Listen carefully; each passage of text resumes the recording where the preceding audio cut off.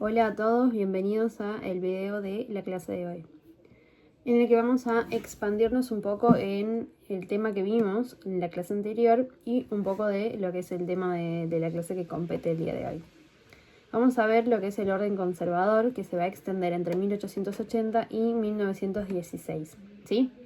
Enfocándonos en 1880, estamos hablando de que Roca asume el poder, ¿sí? Y por ende, la federalización de Buenos Aires concluye. Todo esto va a concluir esta prolongada guerra civil que fuimos viendo, ¿sí? Argentina logra una organización institucional como país y se incorpora a la economía mundial como exportador de materias primas, ¿sí? Acá podemos decir que se ha conformado el Estado Nacional. Con respecto a Roca, yo siempre hago énfasis en aquello que nos compete un poco más como tucumanos. Nosotros como tucumanos vamos a expandirnos un poco más y eso va a ser a criterio de cada uno. Con respecto a quién es Roca, porque hace ese desenlace al momento en el que está en el poder, ¿no? Roca forma parte de la generación del 80. ¿Qué fue la generación del 80? Fue un grupo de intelectuales y políticos que se creían como lo mejor de lo mejor, como la mejor gente de la sociedad, como aquellos que son los únicos aptos para gobernar. Más allá de eso, Roca es conocido como por su campaña en el desierto, pero nos ha dejado muchas más cosas, como por ejemplo crea una moneda nacional, que esto va a unificar la economía de toda la confederación, de todo lo que es el país, que se llamaba el argentino.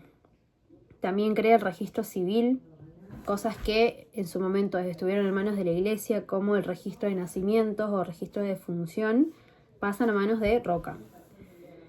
Y por último crea también el Consejo Nacional de Educación y pone en la cabeza de esto a Sarmiento. Entonces eso nos va a dar distintas leyes, como por ejemplo la ley que rige hasta el día de hoy sobre la educación pública, laica, gratuita y obligatoria de la educación primaria, ¿sí? Durante la presidencia de Roca vamos a ver que aumentan las inversiones extranjeras. Esto tiene que ver con el pensamiento de aquella generación intelectual del 80. Esta generación creía mucho en las innovaciones tecnológicas como un progreso ilimitado, ¿sí? A este progreso también para ellos estaba regido bajo un rígido orden social, ¿sí? Entonces vamos a ver que en su presidencia aumentan las inversiones extranjeras, sobre todo las británicas. Vamos a ver muchas inversiones en lo que es tierra, en lo que son los bancos, en frigoríficos y sobre todo en ferrocarriles. Vamos a ver que las líneas férreas se expanden en casi la totalidad del territorio, todas con boca hacia el puerto de Buenos Aires. ¿Esto para qué? Para poder exportar esta materia prima. Acá es donde empezamos a ver un poco cómo funciona este modelo agroexportador, ¿sí? Argentina empieza a exportar materia prima, básicamente. ¿Qué va a suceder con esta generación del 80? Se va a crear el PAN, que es el Partido Autonomista Nacional, con el famoso lema paz y administración. Para ellos, mantener la paz significaba mantener la paz para poder hacer nuevos negocios. O sea, en un estado en paz nosotros vamos a poder hacer negocios.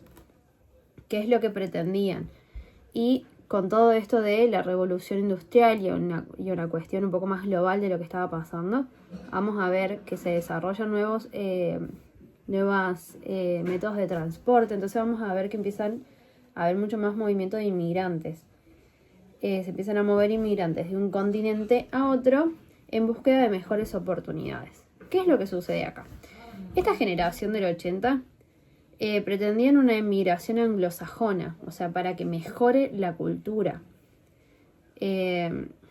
Lo que sucede es el caso opuesto. No llega una inmigración anglosajona, sino que llegan inmigrantes de las zonas más empobrecidas de países como España e Italia. Entonces, por supuesto que no están de acuerdo con esto, porque va completamente en contra de su progreso bajo un rígido orden social, ¿sí? esta cuestión también del modelo agroexportador, de importar productos manufacturados, de exportar materia prima, va a beneficiar solamente a su grupo elitista de la generación del 80, ¿sí? ¿Qué va a pasar con los inmigrantes? Llegan acá pensando en progreso, pensando en mejores oportunidades y se encuentran en un país en el cual no las tienen y lo máximo que pueden progresar es haciéndose pequeños comerciantes de provincias del interior. Hasta acá vamos a ver este tema. ¿Qué va a suceder? A Roca en 1886 se le termina su presidencia, por lo cual elige como sucesor a su concuñado Miguel Juárez Celman. Y aquí voy con que elige, cuando se estaba hablando de que ya habían elecciones y votaciones para tomar un nuevo presidente, bajo el fraude, básicamente. En las elecciones del 3 de abril de 1886, Miguel Juárez Celman asume la presidencia, por supuesto bajo el fraude.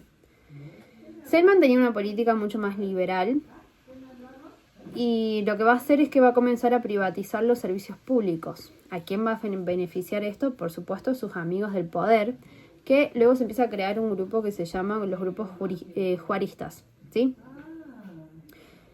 ¿Qué le va a pasar al gobierno de Juárez Celman a diferencia del gobierno de Roca? Empieza a privatizar los servicios públicos bajo un contexto de alta inflación y de la caída de los precios internacionales. Entonces vamos a ver que explota una gran crisis económica y tampoco se va a poder pagar las deudas externas con las que ya contábamos. A razón de esto, se crea el gran rival de este Partido Autonomista Nacional, que es la Unión Cívica. Todo esto que hace Celman va a afianzar el crecimiento de esta oposición, de esta Unión Cívica, que se crea como la primera amenaza a la hegemonía del PAN. Como cabeza de esta Unión Cívica lo vamos a tener a Leandro Alem. Leandro Alem nace en 1841, fue hijo del jefe de la mazorca rosista, va a militar en el autonomismo y él es un gran defensor del sufragio universal y también de los partidos políticos, porque él pensaba que estos partidos políticos eran la base de la democracia, ¿sí? Entonces Alem siempre se lo toma como aquel poético, o sea, aquel político poético, como que es como muy pasional en su política, ¿sí? Otros líderes de la Unión Cívica van a ser Bartolomé Mitre y José Félix Uriburu. Entre ellos no se ponen muy de acuerdo, tienen muchísimas diferencias, pero tienen un objetivo en común muy en claro, que es derrocar el gobierno corrupto de Juárez Celman. Entonces, ¿qué es lo que van a hacer? Estamos hablando de que en 1886 Juárez Celman asume el poder. Para 1890, la Unión Cívica toma su primera acción, que es la Revolución del Parque. Estamos hablando de aproximadamente 1.200 personas, entre personas de la Unión Cívica y personas del Ejército Nacional, en donde toman el Parque de Artillería por 3 días. La Revolución del Parque no llega a su fin como tal, pero va a hacer que la figura de Juárez Celman se debilite y desea renunciar. En su lugar asume su vice, que es Carlos Pellegrini, conocido como el Gringo, por 2 años, ¿sí? ¿Qué va a hacer Carlos Pellegrini en el poder? Va a sacar al país de la crisis y va a ser precursor de las ideas industrialistas. Va a crear el Banco de la Nación y va a crear la caja de conversión, que convertía pesos argentinos a oro.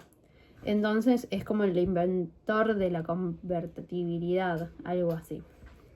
¿Qué va a suceder a partir de esta revolución del parque, a partir de Carlos Pellegrini? La Unión Cívica se va a dividir y vamos a tener una Unión Cívica Nacional liderada por Mitre y una Unión Cívica Radical liderada por Alem. ¿Qué quería Alem? Elecciones libres y honestidad en la administración pública.